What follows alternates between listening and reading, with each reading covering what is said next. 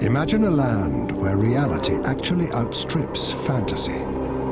Imagine a land that is surrounded by war zones and yet by some miracle remains blissfully peaceful.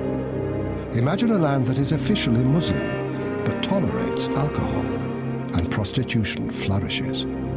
Imagine a city that has emerged almost overnight out of the desert like a mirage, built by the sweat of indentured workers.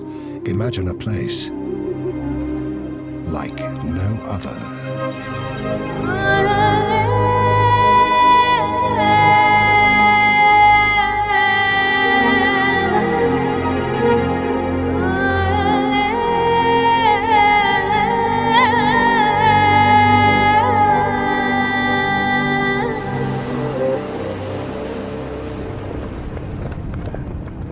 It's unusually quiet this morning at the Camel racetrack in Dubai. All the real excitement is happening just down the road. For today is the final meet of this year's racing season. Horse racing, that is. It is also the social event of the year, where the rich and mighty get to mingle with the lower strata of Dubai society. They've all come here to witness the richest horse race in the world.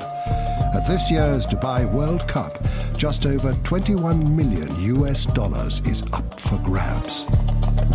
However, there'll be no wagering by the public at this event, for Dubai is part of a Muslim state, and gambling is forbidden.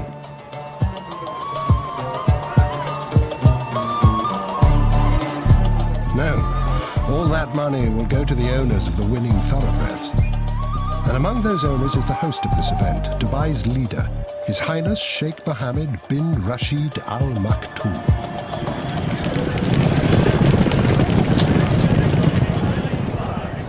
Sheikh Mohammed is arguably the biggest gambler here today. He's betting that his vision of Dubai as the center of a 21st century Persian Gulf renaissance will prove to be a winner. Sheikh Mohammed came and said this is now a time for Dubai to go global, to surpass its locality and the region and try to reach to the furthest possible point in the globe. To help fulfill his vision, Sheikh Mohammed turns to the male members of his ruling Maktoum family. They help run what is known as Dubai Inc. For Dubai functions like a family business, but a family business whose CEO is not afraid to take risks.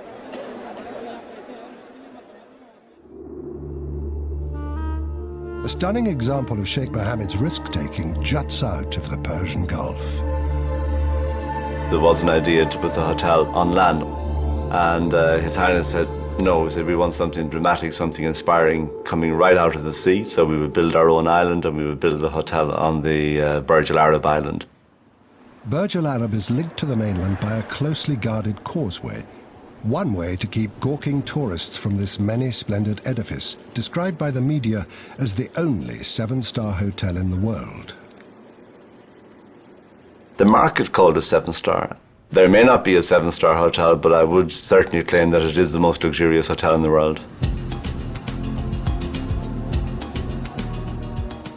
Burj Al Arab, with its gold leaf, marble, satin and crystal, oozes over-the-top opulence. Almost the height of the Empire State Building, it is also an engineering wonder with a Teflon-coated veneer shaped like a sail. At this hotel, there are no rooms to rent, only double-floor suites, a mere 202 of them, with rates starting in the low thousands of dollars.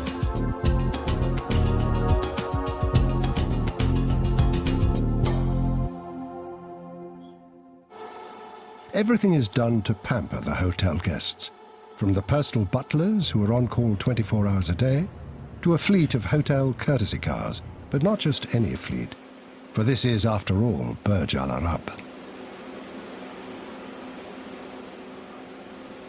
Sheikh Mohammed said they have to be white and they have to have blue interiors. So you will notice all of our Rolls Royces, I think we have 16 of them now, including the new Phantoms. They're all white and they all have blue interiors, and that will be very much continue to be the hallmark of the Burj Al Arab long into the future.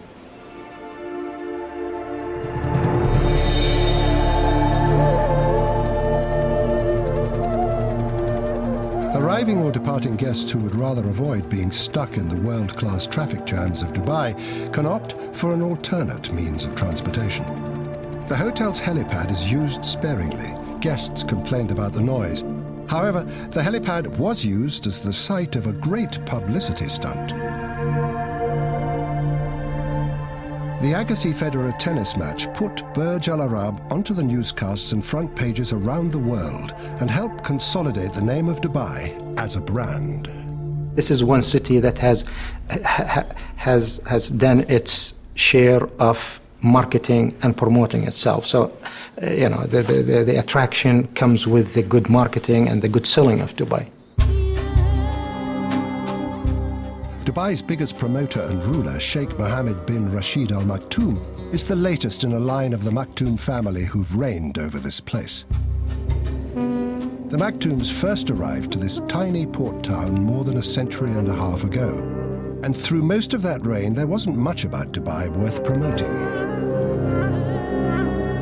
Well, going back into history to the 1950s, the place was radically different from what it is right now.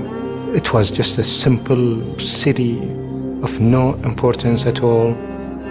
And when you talk about poverty, then you could smell and you could see and you could sense that people were really in subsistence, and there was hardly anybody who was educated at the time. My father never had any formal education. He didn't know how to read or write. This was a town of no distinction, a desultory home to traders, pearl divers, with the occasional pirate or smuggler taking refuge along the shores of its creek.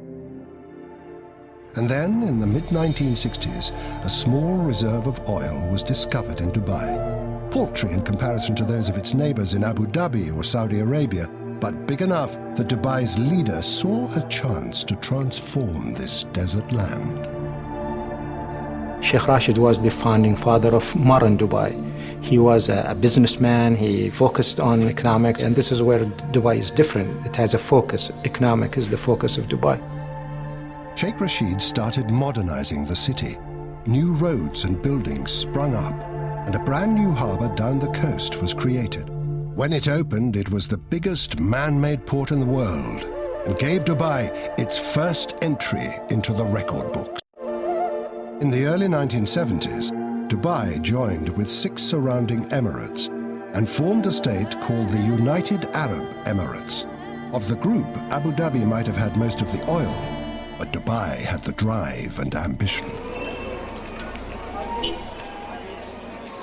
By the 70s, Dubai saw a flood of foreigners turn a sleepy town into an instant city. These early expatriates, or expats as they're known, were mostly from South Asia and surrounding countries like Iran and Iraq. They were here because in this tax-free port city, they could see that they could make some real money.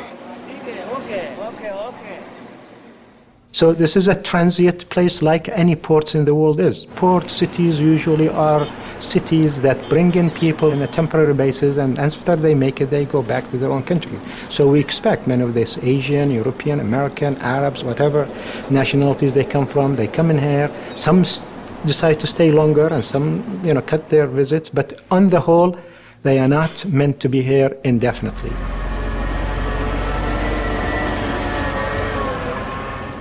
That's certainly what Hans Kraus, an architect from Canada, thought when he arrived in the early 90s. This was going to be a temporary job for him. 16 years later, he's still here.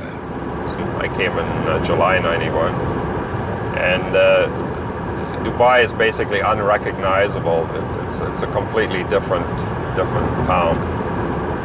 When I come from my place, as you approach Sheikh Zayed Road, you can see the entire horizon like a brown haze, which is the pollution. Hans Kraus is working on a structure that will soar above that pollution and become the latest addition to Dubai's growing list of superlatives.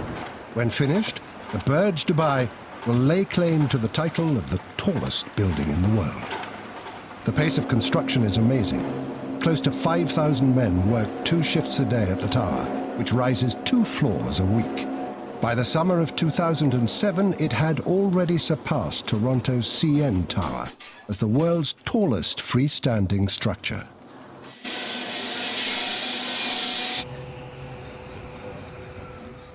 Hans Krause's job as an executive architect is to make sure that all the interior finishes are completed as specified. I guess we just got to make damn sure that the fire rating gets maintained here.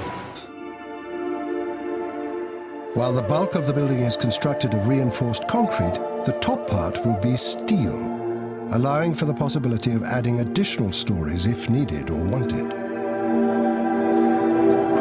The building, I can tell you that it will be more than 700 meters and it will be more than 160 stories, and it was designed by Skidmore, Owings & Merrill with the possibility of changing the height. This $20 billion project is a development by a publicly traded Dubai company called Emaar, with one very large minority shareholder, the government of Dubai. And that government is, of course, Sheikh Mohammed and the Maktoum family.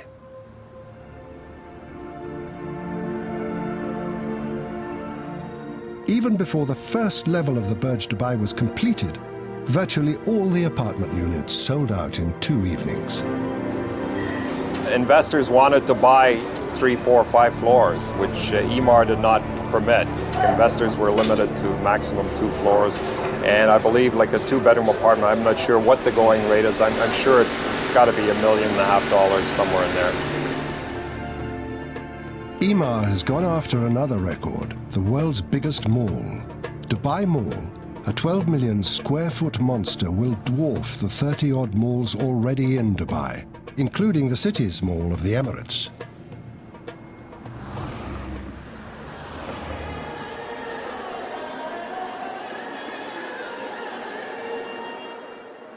When the shop till you drop crowd tires of trolling through the 450 shops and restaurants, they can check out the temporary kiosk selling perhaps the most popular item in all Dubai, real estate. The real estate market is red hot. Properties are grabbed up on the basis of nothing more than some models and brochures. Apartments can be sold 3 or 4 times before a single grain of sand has been moved. Some are concerned that this property bubble might burst overnight, but that hasn't stopped the buying frenzy. How did you make the money? I bought it at 7.15. Oh, very good. And now they will increase next month? No, I will not buy. I bought 3 already. It's enough. I know. No, I mean, next month they will increase 5%. Yeah, I know. In 2 days. Dubai is known as one of the fastest growing cities in the world. This massive development is driven by Sheikh Mohammed's decision to turn Dubai into a hub for finances, services, and especially tourism. And here at the Mall of the Emirates, one of the biggest tourist attractions is its indoor ski hill. Kept at a steady -2 degrees centigrade, even as temperatures outdoors might soar into the 40s. There are plans to open another ski hill. Its slope will be able to revolve, another first for Dubai.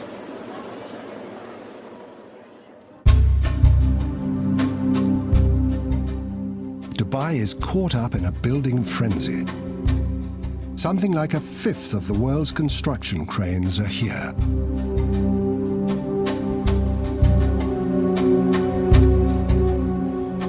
While the construction cranes jostle for space in the skies over Dubai, there is another development company jostling for bragging rights.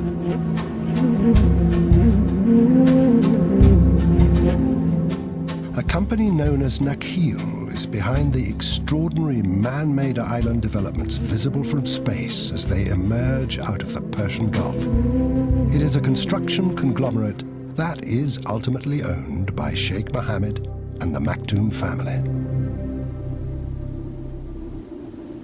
Yeah, that's exactly. So we can actually... Among the senior management at Nakheel is a Canadian. Robert Lee was recruited from Vancouver, where he worked on some of that city's largest property developments. But the dance first. The biggest difference that anybody goes through when they first come here is a sense of timing. The typical real estate development in North America and other places would take between 5 to 10 years. Here, it's 3 years. So everything you do is a lot compressed, and you got to do it fast. As quickly as building plans are announced, they're gobbled up by voraciously anxious buyers, eager to indulge in Dubai's real estate banquet. And by far the most coveted properties are those that have some view of the sea. If you look at Dubai from one end to the other end, it's about 65 kilometers of shoreline. That's it. So the mandate was to create additional beachfront land because water is considered life. So we have this. In the beginning, we actually created an island like this. I was saying, hey, this looks great. But what we've been mandated is, no, create the land that has a maximum linear frontage of water. So do it this way. So what doing this way, you actually create waterfront real estate that's much greater than anything you can imagine. Sheikh Mohammed was behind the plan to move desert rock sand to the sea. Another plan was to move the sea to the desert. Although it's middle of the land, the developer Nakhil has pumped seawater into this area, and every house actually has a waterfront view. One of those houses with a waterfront view belongs to Robert Lee. When this house was first marketed, this was just nothing but desert, and it was marketed about $700,000. We're sitting on a quarter acre, house is about 5,000 square feet, so it's considered estate lot.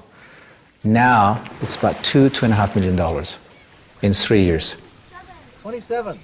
So what's so cold about it? I think there is a overriding feeling from people who are coming here and saying, this is just temporary place.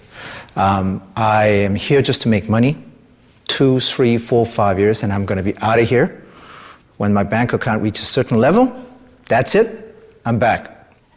For many expats, Dubai is an economic oasis, a place to stop briefly, replenish the bank account, and then move on. Sometimes I feel somewhat lonely and then think about our families in Vancouver. So my heart is always in Vancouver. I really want to go back. Yeah. That's why we go back every summer. I really want to go back for good. Yeah.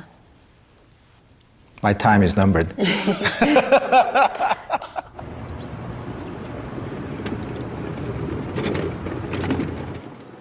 The locals, the Emirati, are less than 20% of the total population.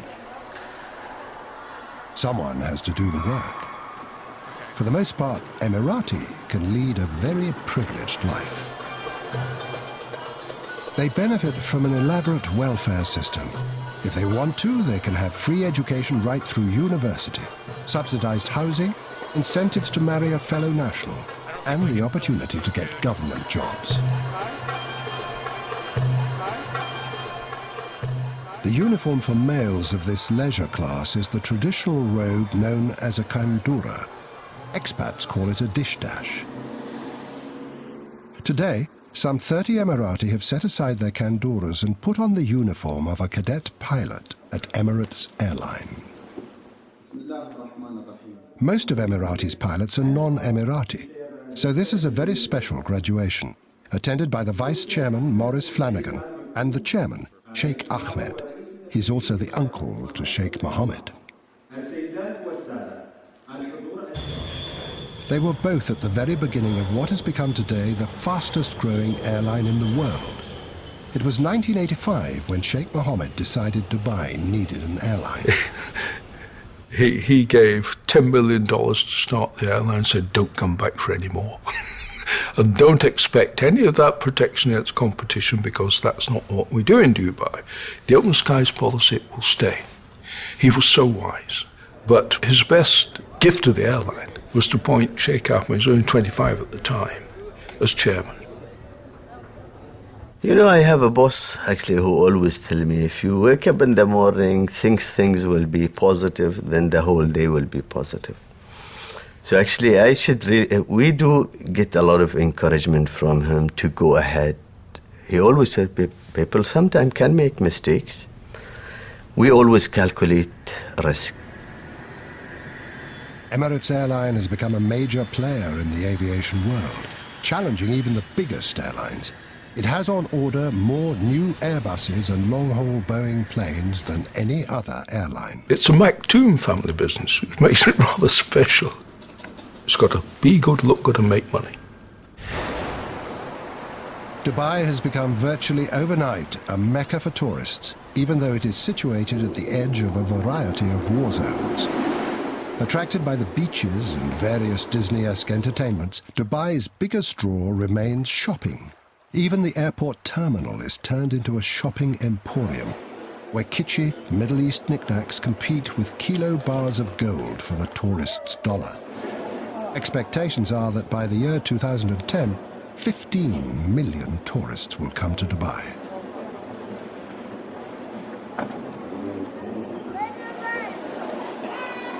Strategically located, it's also become a major link in the booming Asian and South Asian markets. We're trying to make Dubai the hub for the region. We are courageous to do things here in Dubai on such a big scale. When we announce it, it makes the news in the rest of the world. The latest news is that out in the desert, Dubai is building not only the world's largest airport, but also potentially the world's busiest. Eventually, it will accommodate something like 145 million passengers a year. People say, you don't talk about airports more than 100 million a year. We talk about this stuff in Dubai. we know that it's made to work in Dubai. As the sand is moved to create another gargantuan project destined for the record books, there is one record that Dubai can be less proud of.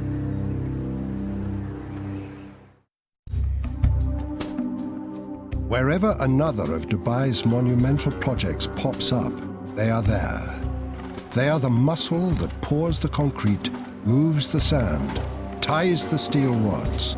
They are the manual laborers who are behind the construction boom of Dubai. They come from India, Pakistan, Sri Lanka, Bangladesh, and China. There are almost 1 million of them, and they are here for one reason only. They're trying to earn more money. You can't get this much money in their home country. After their shift change, they're shuttled in buses back to their work camps, like this one at Sonapur, a word that means city of gold in Hindi. But this city of gold is somewhat tarnished. 150,000 men are jammed together to eat, wash, and sleep in overcrowded dorms. He wakes up at 4:30 in the morning, cooks his breakfast, and by 5:30 takes a shower and all gets ready. By 5:30 they start for their work site, and the whole day he works out there. By 6 o'clock and return starts back for home, and the time they reach home, maybe sometimes 8 o'clock. After getting back, they wash their clothes and again cooks for the dinner, and then they go to sleep. Recently, workers have begun to protest the wages, the safety standards, and the poor treatment they get from the companies they're signed up with.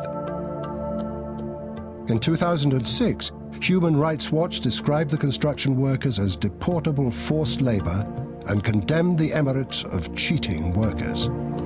Demonstrations and strikes have shaken authorities, and they're beginning to crack down on those companies who don't follow the rules. There is even some talk that unions might be permitted, but only if Sheikh Mohammed approves. For now, it's business as usual for workers toiling beside the Burj Al Arab. Sheikh Mohammed must have agreed to another beach development. The announcement to the surprised locals came in the form of the erection of a wall cutting them off from the existing public beach. We have this beautiful public beach. They decided to build a hotel. You know, here it's all about hotels. So they just blocked this beautiful beach and they put a wall. On weekends, Melanie Janelle comes down to skate along that beach front. In Montreal, she was a figure skater, almost making it to Canada's national team. And just as in Canada, skating outdoors here turns out to be a definitely seasonal pastime. During summer, it's so hot that if you want to do sport, you have to do it in the morning, 6 o'clock in the morning, because at 7 o'clock, it's already like 40 degrees, so you just forget about it. I've been here for 1.5 years. The first year was quite difficult to find a place where to live. I rented a villa not really far from the beach, and I have 4 roommates. We are 3 Canadian, 1 French guy, and 1 British girl, but all engineers. It just happened that, we just get along, so we decided to live together. Melanie works as an engineer, debugging computer glitches connected to piloting helicopters. It often requires some hands-on testing.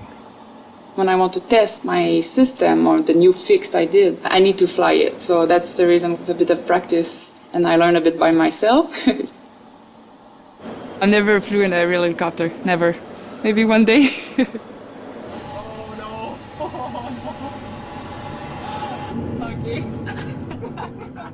Simulators can help pilots prepare for real-life situations. But there's no simulator that prepares expats for the realities of the great divide between them and the local Emirati. At my work, there's no Emirati. Yeah, there's just no opportunity to meet them. The culture is different. Yeah, they are different. Adding to the cultural divide is a slew of local rules expats are expected to know and follow. So they have a lot of regulations for us, which is normal, all these strangers coming to your country. So we need a permit for the alcohol. Everything we need a letter from our company, and they mention about our salary. For the alcohol permit, depend of your salary, you can buy a little bit more per month. So you get a high salary, okay, you can get drunk a lot. But this is also a land which has Sharia law, and it's not just Muslim women's rights that are affected. It's not easy to be a woman here, and especially single. So what I do sometimes, like everything about car, about the bank, or if I have any trouble, I call my colleagues and they help me. So they just pretend that they are my husband. So I do that often, yeah. Like here, the culture, the Arabic culture and the Indian culture, they see women differently. And I want to know more about their culture, and especially the women, because it's more difficult to talk to them. You don't see them often. You see them at the shopping center. Otherwise, on the street, they're just in the car and they just don't see inside. We have to understand, we are in a Muslim country, but it's okay. At the home of Aliyah Al-Shamsi, it's not uncommon to find her in the traditional Dubai black gown known as an abaya. We wear whatever most women wear, but with just the black on top. We wear it for cultural and heritage reasons. This is part of our identity. A few people think, they're oppressed and this is not a good thing, and why do I see it why not? I'm living here. It's part of the culture. It's a nice thing to show that this is what Emiratis wear. We want to hold on to our culture, but we can't really live that kind of life our grandfathers had, because obviously everything has changed. Aliyah has chosen to pursue a career in what was traditionally a profession only open to males. When I first said I want to go into photography and I want to become a photographer, they looked at me like, are you mad? Are you crazy? What kind of future can that give you? Working as one of the first professional female photographers in Dubai does have some advantages. I know the people, and being a national makes it a lot easier on me. So I can go into places, I can talk to people, and I can gain their trust. Especially being a woman, I've actually noticed that I gain their trust, because I walk into a house, I walk into a home, and I'm not a threat. I'm not seen as a threat. I'm a tiny little girl with a camera, and so they tend to relax. Smile, Betty. The newest generation of Emirati is not satisfied with following stereotypes. Ahmed bin Shabib, along with his twin brother, have started Dubai's newest lifestyle magazine, called Brown Book. We feel that Brown Book will become a lifestyle medium for communication from the Middle East by a younger generation from within this market to the international population. First of all, it's for people like me. I'm the next generation in the market. I speak English. We speak the international language of business, which is English, and we actually grasp it much easier than Arabic. And we wanted to go global. We wanted to go international. Their other new enterprise is certainly a lot less global in scope. Brown Bag is an online store that delivers within the hour, any hour, within Dubai. So basically it's groceries, magazines, movie rentals. And ever since our launch last year in July, we've rounded up about 7,500 customers in Dubai, and we get about 70,000 hits a week. These are brand new endeavors breaking with what was the family's traditional business, real estate development. The previous generation came and they joined the family without any questions, without any hesitations. I think we face, as a second generation, a frustration of breaking the norm, whether it be socially breaking the norm or in the business life. And we want to become basically participants to the international community. However, there is one tradition that the new generation is loath to give up. The long white cloak that's been worn by United Arab Emirati nationals for centuries. If you look at us as a new generation, I'm wearing the kandora. Why do I wear this? I think it's just identifying our roots and trying to communicate our roots, whether it be in our business, whether it be in our social conduct, or whether it be in our lifestyle, whatever it may be. Currently, the fashion is for young, with-it Emirati men to doff their headscarves at work. They also seem to have given up on their razors. I think, the stubble, I think Brad Pitt inspired us. No, I think it's just how we express ourselves. And I think it's attractive to the girls as well, so. Seeing superficial cosmetic changes might be one thing, but a more surprising change is going on at the Battle for the Beach. That wall, which signified the end of access to the beach for the public, had generated a rare public outcry among the expats. Last week, somebody started petition. And, on internet it can go really, like, a lot of people sign. And I signed. I sent that to all my friends. And lucky we are, they decided, okay, we're going to stop this. They will remove the wall. And then all the expats will be able to go again on the beach. It seems that the man with the unelected supreme authority, Sheikh Mohammed, had actually listened to the people, even if they were just expats. Dubai has become a magnet for the young and ambitious from around the world, drawn by the lure of opportunity and money. It's basically all expats here. So I live here, and this is just one room. Basically what I've got here, I've got my bed. There are two side tables. It's a furnished room. And I've got a chest full of my clothes and a fridge. And there's a bathroom on the side.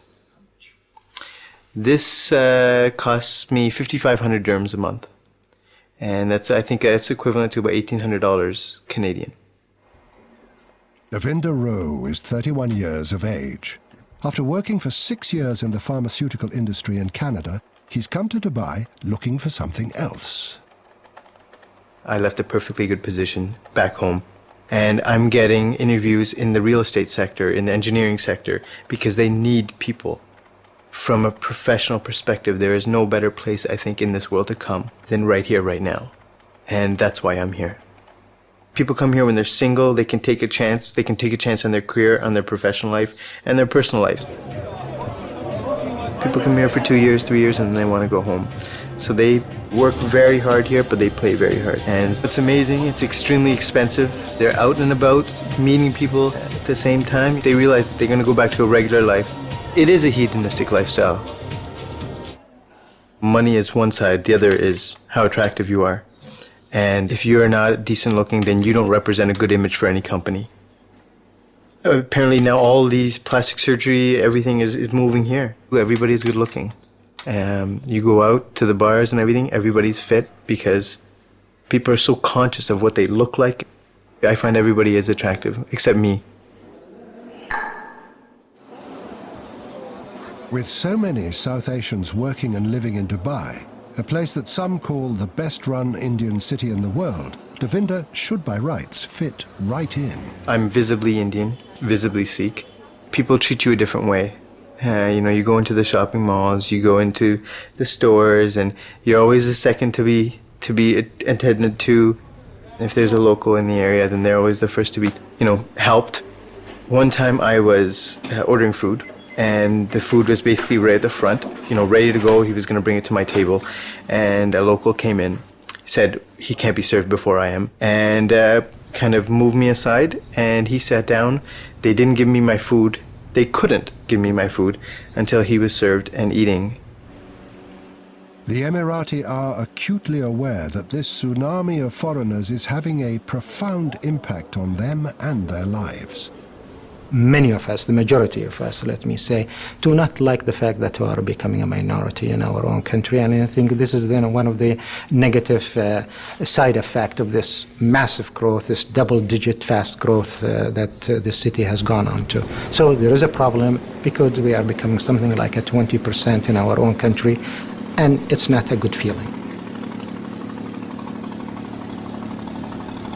Many nationals, they would feel that they are strangers on their own land, especially if they go to the old quarter market. If you go sea of different nationalities, an Arab wearing a traditional cloth will be just a drop in that sea. Some of the aspects also that affected the cultures, the moral behaviors. One would see if he's going with his family to the seaside, that there are certain ways of dressing that are not suitable and contradicts with our religion, with our culture, but it is there. We feel sad that no one says anything about it. It's all the more difficult to speak out since Sheikh Mohammed has decreed that one of Dubai's current priorities is tourism. If you want to be a tourist hub and you want to be a tourist center, you have to provide, the niceties of life. And I think that's just part of it. Anywhere you go, Dubai or London or any big cities, there are, nightlives and there are good lives and there are, it's the soft side of life. And you have to, to attend to that too. With the exception of drugs, internet porn and drinking and driving, Dubai seems remarkably tolerant of most vices found in the West, including prostitution. But not everyone is happy about it. Of course, it's an offense to see a prostitute either walking in the street or being in the hotel, or dressing or calling her clients publicly, and it's outrageous to find such a thing in Arab and Muslim country. One nightclub has become particularly notorious. Every night, up to 600 women of former Iron Curtain countries and Asia, officially here as kindergarten teachers or domestic help, would show up to work the night shift. No one is saying why it suddenly closed its doors. And even though it is officially illegal, prostitution continues to thrive. And if that's what attracts the expats and what makes them feel comfortable, and if that's their business and if that's what they want to do, so be it, This is not an invitation for the Muslims to be corrupted. If they don't want to touch these places, there are plenty of mosques, there are plenty of prayer places that you could go to. So you don't have to go to the bars and to the nightclubs and to the what have you, So I think this is a place that have recognized that diversity is essential. Non-Muslims are allowed to practice their religion. Virtually every Christian denomination has a house of worship. There's even a temple that Sikhs and Hindus use, but still no synagogues. And it is still officially forbidden to enter the country using an Israeli passport, although there are no prohibitions against Jews traveling to Dubai.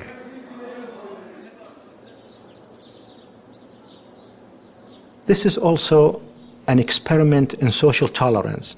People that don't get along with each other outside, they come in here and they get along with each other extremely well.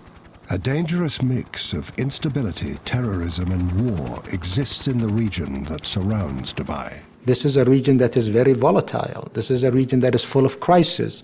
Why Dubai has stayed out of it, that's a miracle of a sort, and I hope it stays that way. I hope nobody comes and tampers with the security and the safety and the stability of this place. The American carrier battle groups that patrol the Persian Gulf around Iraq and Iran have made Dubai a regular port of call for servicing ships and shopping sailors. Its importance has even been publicly recognized by a supporter in Washington. They are a key partner for our military in a critical region. And outside of our own country, Dubai services more of our military ships than any country in the world. The American president and the American Navy might think of Dubai as a trustworthy ally, but the American Congress had a different idea, with shocking results for Dubai. In a bid to extend Dubai Inc.'s reach, Dubai Ports World, a corporation owned by the government, was on the verge of closing a major deal that would see it take control over operations of 6 American ports. A political firestorm broke out in Washington over security concerns, ultimately scuttling the deal. Honestly, we have been disappointed. We realize that it's not economic, it's not a security. It falls within a political misunderstanding and misconception. And we left it there till such a time our business and name can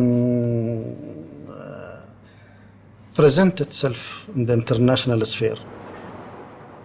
While Dubai Ports World might for the present be shut out of the US, it has operations running in Vancouver, where it has just been joined by Dubai's largest property developer, Emaar.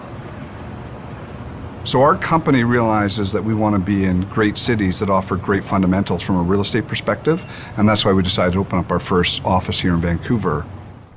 Robert Booth is back home in Vancouver, where he first tasted the excitement of large real estate projects. In the late 90s, he joined Emaar to work on some of Dubai's biggest projects, including the world's tallest building. Now he's heading up the North American projects. Vancouver played a surprising role in the development of a piece of prime seaside property in Dubai. Falls Creek, where we're standing here today, was a great vision for us when we looked at Dubai Marina. That development was a huge marina project modeled on Vancouver's Falls Creek. But since this is Dubai, not only did it have to go up quicker, but it also had to be the biggest man-made marina in the world. Sheikh Mohammed bin Rashid Al Maktoum's quest for superlatives is partially driven by the reality that Dubai's oil and gas reserves, relatively small to begin with, would run out by 2015. Whatever you see in Dubai is a big risk.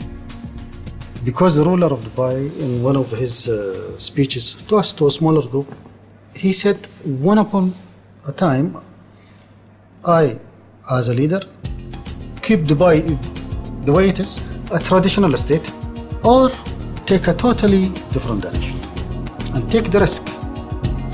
And at that time, we started to think beyond the box. Thinking beyond the box has also meant moving beyond the borders of Dubai. The Jumeirah Group, another of Dubai Inc.'s corporations, is out there buying high-end hotel operations, including New York City's Essex House Hotel. Bourse Dubai, a Dubai Stock Exchange holding company controlled by Sheikh Mohammed, is in the process of buying almost 20% of Nasdaq, one of the US key stock exchanges, and almost 30% of the London Stock Exchange. Dubai Inc. is investing in another desert city, Las Vegas. It is trying to make a point for itself and for everybody else that we could build probably the first ever non-oil economy in this region that is primarily an oil-oriented region. And we could make a non-oil economy that is infinitely better than an oil-based economy. Dubai's impact on its immediate neighbors is already having an effect. As Burj Dubai continues to soar ever upwards, Saudi Arabia, Bahrain, Kuwait and Qatar have each announced plans to erect even taller buildings. The latest report is that they will be joined by another company from, of all places, Dubai. Nakheel, another member of Dubai Inc., has plans to surpass the Burj Dubai. The race is on. It is evening by the time the last and the richest of the races at the Dubai World Cup are run. Some of the thoroughbreds' owners are vying for prize money bigger than any in the racing world.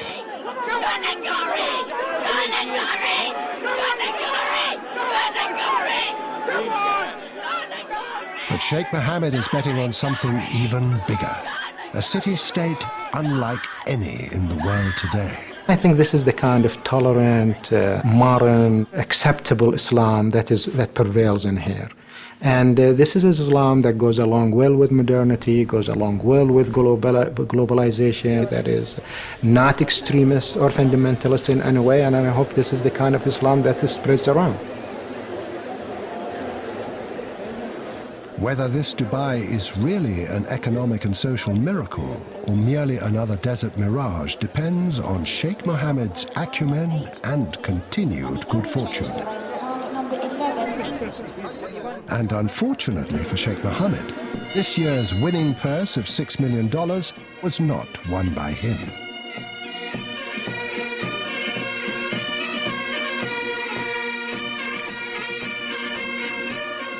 However, the money will stay in Dubai, for tonight's big winner just happens to be Sheikh Mohammed's brother. One way or another, Dubai Inc. looks like it is still on a winning streak.